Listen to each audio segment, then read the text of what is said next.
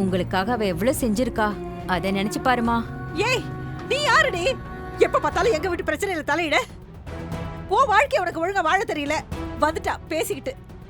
அக்கா, ஏன் கூட சண்டை போட இப்ப நேரம் இல்ல. அவங்கள நிறுத்துங்க. எனக்கு தெரியும் எல்லாம். உன் வேலையை நீ பார்த்துட்டு போ.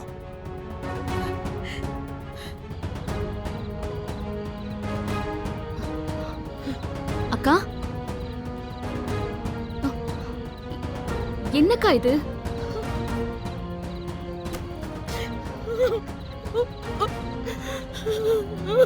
அக்கா, என்னாச்சு? அக்கா, அழாதக்கா.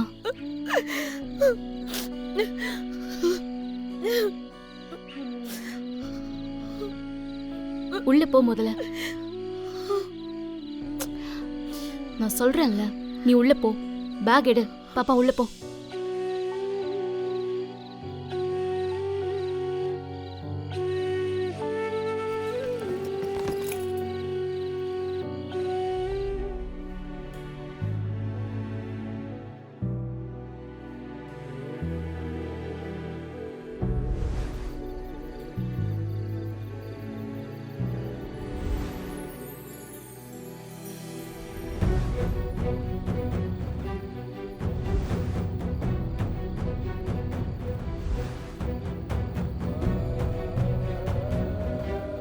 மாமா,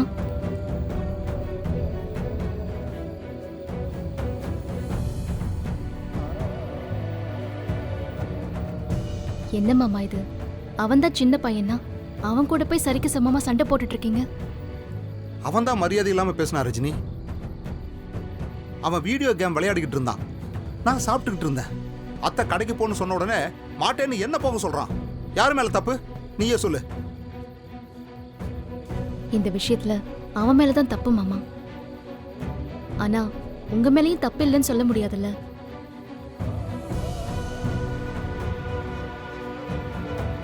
மாமா, முரளி உங்களை என்ன பேசிருந்தாலும் அதுக்காக நான் மன்னிப்பு கேட்டுக்கிறேன்.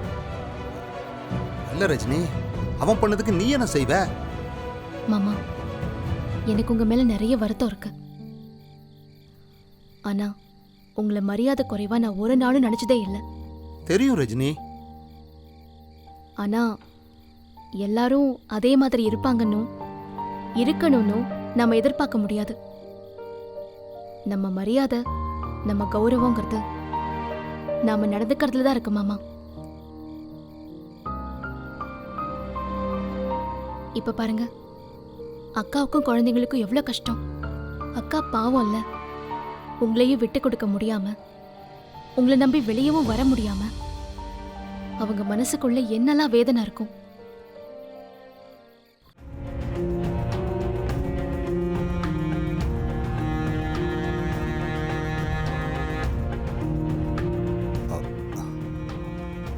சங்கரி,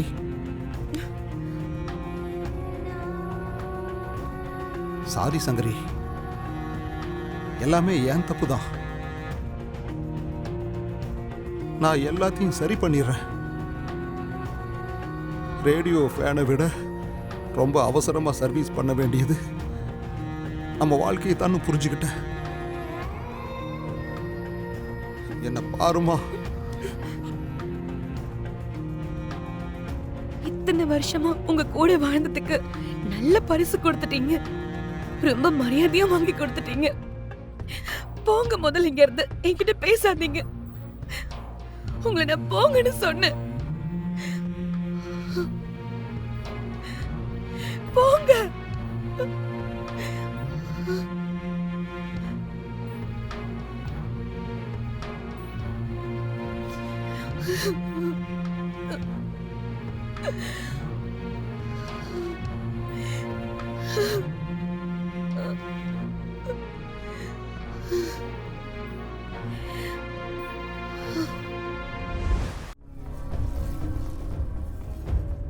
பாரு திவ்யா, இப்படி தள்ளி விடுறதுக்கு பதிலாக மாமான்னு பக்கத்தில் வந்து, மாமா நான் படிச்சுட்டு வந்து அல்வா சாப்பிட்றேன்னு என்கிட்ட ஆசையாக சொன்னா எனக்கு எவ்வளோ சந்தோஷமா இருக்கும்.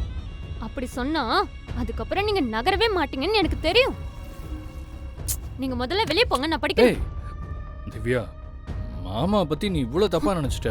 இந்த பாரு திவ்யா, நான் உன் நல்லதுக்காக தான் சொல்றேன். மாமா என்ன பண்றீங்க? இரு திவ்யா இரு. என்ன சொல்லலாம், எக்ஸாம்க்குலாம் நைட்டு ரொம்ப நேரம் கண்டுபிடிச்சு படிக்கக்கூடாது. அதுக்கு பதிலாக காலையில் சீக்கிரமாக எந்திரிச்சு படிக்கணும்.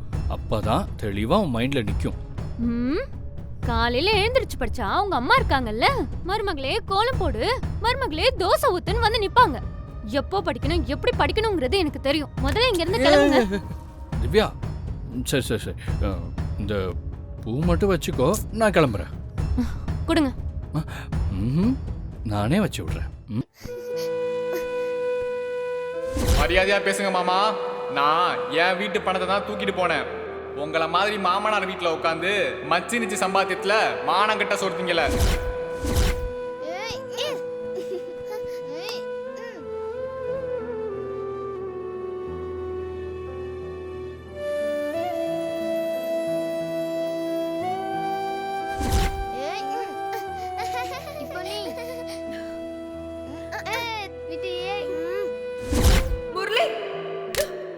உன்னா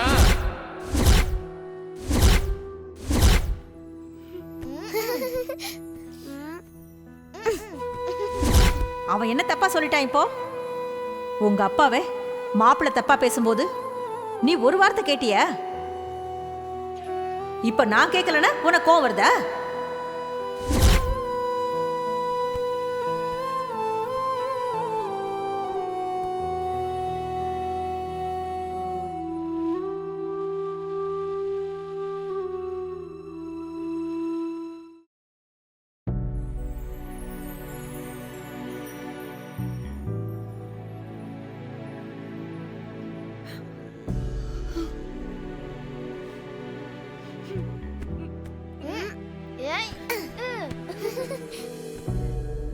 அம்மா எனக்கு தூக்கம் வருதுமா. எனக்குமா.